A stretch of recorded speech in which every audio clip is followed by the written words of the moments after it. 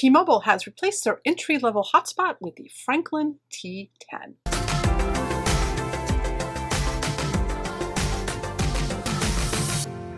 Hi there, I'm Cherie with the Mobile Internet Resource Center, and on one of our routine scans of the carriers recently, we spotted that T-Mobile now only has 2 hotspot devices listed on their website for purchase.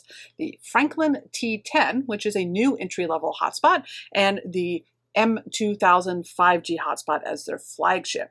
So the T10 by Franklin is a new entry. It is replacing the T9, which was the predecessor.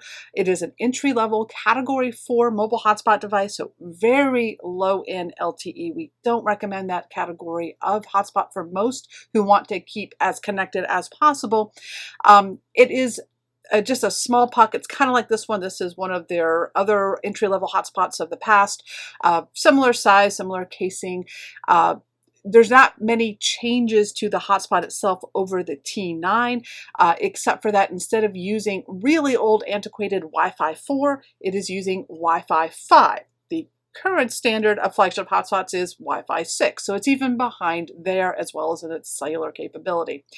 Their entry-level hotspot device goes for $90, whereas their 5G one goes for over $300, so that gives you a vision of what the price difference is between entry-level and flagship. If your needs are basic, entry-level hotspots are probably just fine. But if you're looking for maximum coverage, maximum speeds, going with the flagship hotspot devices from the carriers is what we advise most of our members and audience to consider. Like all of T-Mobile's hotspot devices, however, the T10 does not have antenna ports for using external antennas with it. Not even their flagship 5G hotspot device does.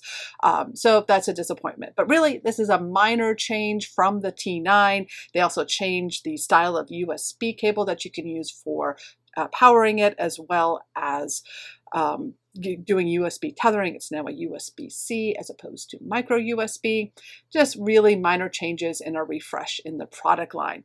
We also did note that they seem to have retired the Alcatel Link Zone as well as the CoolPad Surf, which were prior entry-level hotspot devices, but they still seem to be out there in their prepaid services like Metro by T-Mobile, and you might find those still available, as well as the T9 and some reseller options that are out there. So that's the latest in entry-level hotspot devices for T-Mobile. If you need more information on how to select a mobile hotspot device, or even if they are right for you, follow up with our further resources that we have available. These videos are brought to you by our premium members, our mobile internet aficionados.